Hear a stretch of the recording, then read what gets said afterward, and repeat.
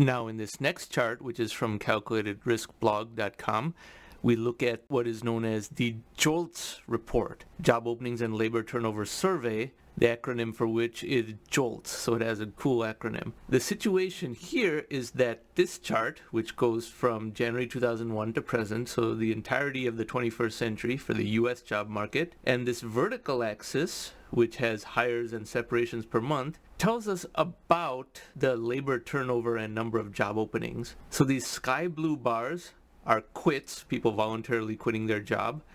The red is layoffs and discharges, people being laid off, fired, terminated, etc. And the sum total of these are the number of people who have ended their relationship with their employer in an active job. The dark blue line is the number of hires. So when these red bars, which are the sum of the sky blue and red, are more than this dark blue line, then jobs are being shed, like we saw in 2008, 2009, and to some extent in 2001.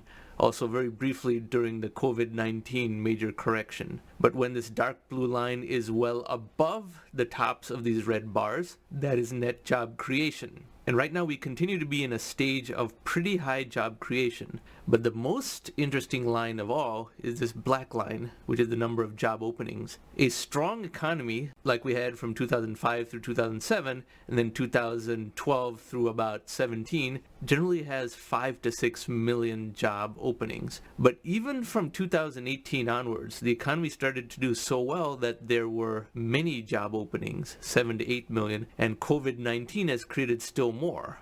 Now this is interesting for a couple of different reasons. Everyone thinks that a tight labor market with strong job growth leads to inflation, and that is clearly not the case because inflation has been low for all of the last 10 years except for one small blip, which was this peak over here. But 2017, 18, 19, as well as now, 2023, inflation is low despite a large number of job openings. A large number of job openings means that employers have to hike up salaries more and more just to attract people. But despite this, inflation is not high.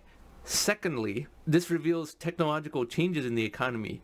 High-tech jobs are becoming more and more. The work-from-home revolution is creating more jobs because in many cases people are willing to work in part-time jobs because they don't have to commute. Commuting is a big burden on any employment, and if your employment is only part-time, then it often is not worth it for either the employer or the employee. When you can do those jobs from home, there is more willingness to work, and therefore more types of job openings get opened.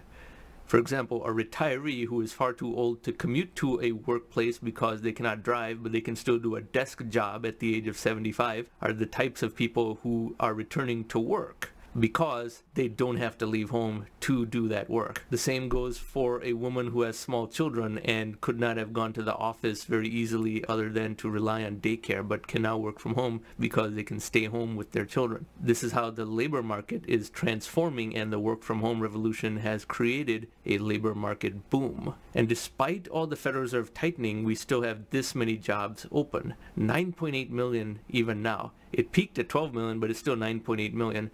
This was unheard of at any point before COVID-19, although the early rumblings of this unusually strong labor market were evident even in 2018 and 2019 due to technological changes in the economy. So this verifies many aspects of the atom thesis as well. More and more jobs are knowledge-based and high-tech based, and therefore the demand for them is just very high. Thanks for watching.